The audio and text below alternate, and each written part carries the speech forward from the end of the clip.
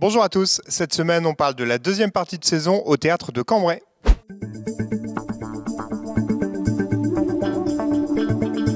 Et on se retrouve pour la deuxième partie de la saison culturelle avec Cathy Coupé, directrice du théâtre. Cathy, bonjour. Bonjour Antoine.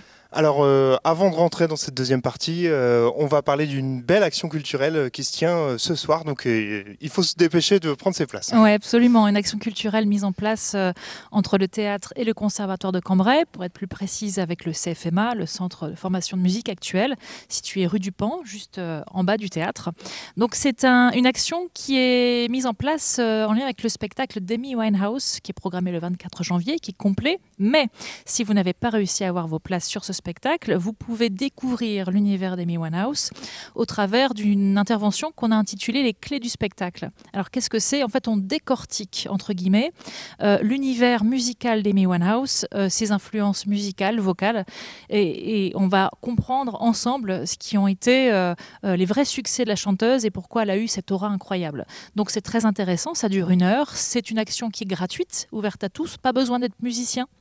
On vient à 18h30, ça se termine à 19h30, ça va être convivial et c'est une première action de cette envergure autour d'un spectacle musical. Donc rendez-vous à ne pas manquer, vraiment. Et en sortant de là, on peut devenir les Amy Winehouse de demain. Ah, alors, je le souhaite pour les gens qui iront, mais ça, je ne m'y engage pas. Et en tout cas, vous pouvez réserver directement par mail, donc à l'adresse qui est indiquée sur l'écran. Voilà. On poursuit avec ce dimanche un superbe spectacle qui tourne un peu partout en France. C'est de la danse, enfin c'est une prestation extraordinaire. Ouais, c'est peu de le dire. Gisèle, c'est un ballet contemporain qui dure 2h20. On est vraiment embarqué dans un univers très très puissant avec Marie-Claude Pietragala, Julien de Rouault et une petite vingtaine de danseurs sur scène. Ça reprend le classique de Gisèle, donc cette histoire de femme bafouée, vraiment violentée par les hommes et qui vient se venger d'entre les morts pour rétablir sa vérité et se venger.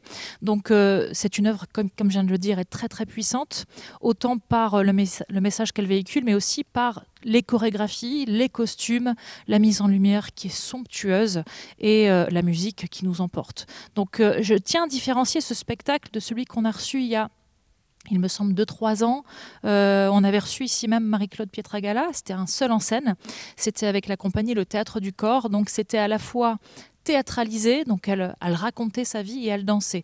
Là, ça n'a rien à voir, c'est vraiment de la danse, contemporaine, oui, mais avec pas mal de choses qui font référence au classique. Donc c'est somptueux, ça a été un véritable coup de cœur pour moi, je l'ai vu, j'ai été emportée, une prestation de haut vol, réellement.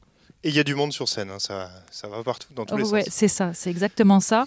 Et voilà, le message qui est véhiculé au travers de ce spectacle me tient également très à cœur. Donc voilà, tout est réuni pour passer un excellent moment. Alors comme souvent, c'est des coups de cœur. Et en parlant de coups de cœur, on passe au mercredi 29 janvier avec le spectacle Big Mother. Oui. Là encore, un gros coup de cœur de votre part. Oui, alors c'est un thriller. Alors j'adore les adaptations thriller au théâtre. On a l'habitude bien sûr d'en voir en télévision, au cinéma. On est tout de suite scotché. Et c'est vrai que pour l'exercice théâtral, c'est un peu plus compliqué. C'est un exercice qui n'est pas évident pour les comédiens de nous tenir en haleine sur toute la durée d'un spectacle. Là, c'est incroyable. C'est un spectacle découvert, donc personne n'est connu sur scène, mais l'histoire est tellement bien écrite qu'on est absorbé tout au long de cette pièce. C'est un thriller qui fait référence à la manipulation des masses au niveau journalistique, au niveau sociétal, au niveau politique. Et l'histoire, c'est celle-ci. C'est un scandale qui éclabousse le président des États-Unis. Alors, pas celui qu'on connaît, un président des États-Unis de fiction. Et c'est une histoire incroyable qui fait parler dans le monde entier. Donc, des journalistes s'emparent de cette histoire. Il y a un grand procès. Et une journaliste va en tribune et voit sur le banc des accusés quelqu'un qui n'est pas censé être là. Ça peut le dire. Cette personne, c'est son mari, censé être mort 7 ans auparavant. Et donc, elle se dit, oulala, qu'est-ce qui se passe ? Donc de là, plein de choses vont dans des directions différentes. on est balancé d'une info à une autre, on est subjugué par le talent. C'est un grand moment de théâtre, comme j'aime le faire découvrir aux Cambrésiens. Et il reste quelques places. Alors ça, c'est assez bien rempli, mais il reste quelques places. Donc si vous voulez vivre une vraie expérience de théâtre, il faut y aller voir Big Mother, absolument.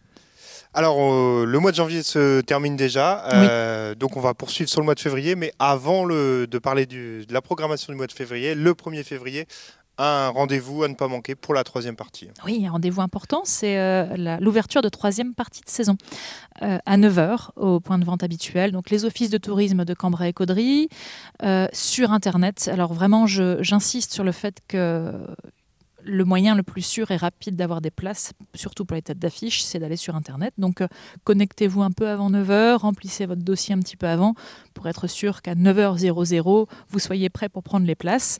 Donc, on en parlera un peu plus tard de ce qui va jalonner la 3e partie de saison, mais il y a de belles choses encore à proposer. Donc, voilà, notez ce rendez-vous, 9 h au Théâtre de Cambrai, Office de tourisme et Internet, bien sûr. Nous voilà au mardi 4 février avec le spectacle Du bout des doigts, une histoire à danser, là encore un coup de cœur. Ouais, c'est un spectacle très étonnant, dans une forme qui est très novatrice, qui bouscule pas mal de codes au niveau théâtral. On est sur une formule qui reprend l'histoire de la danse, mais pas seulement. Puisque en parlant de l'histoire de la danse, on parle aussi fatalement dans un sens de l'histoire du monde, puisque la danse reflète aussi par ses courants l'histoire du monde. Donc on commence avec Adam et Ève, et on parcourt toute l'histoire de notre monde depuis Adam et Ève pour arriver à notre ère actuelle. Et ce qui est très étonnant dans cette forme, c'est que, comme le nom l'indique, on danse du bout des doigts. Donc on a 2 danseurs qui, donc avec leurs doigts, de cette façon, chorégraphient des danses, on va parler de la danse classique, du charleston, de la danse contemporaine par exemple, il y a plein d'autres choses. Et on va passer par la Seconde Guerre mondiale, mai 68, plein de choses comme ça qui ont été marquantes dans notre monde.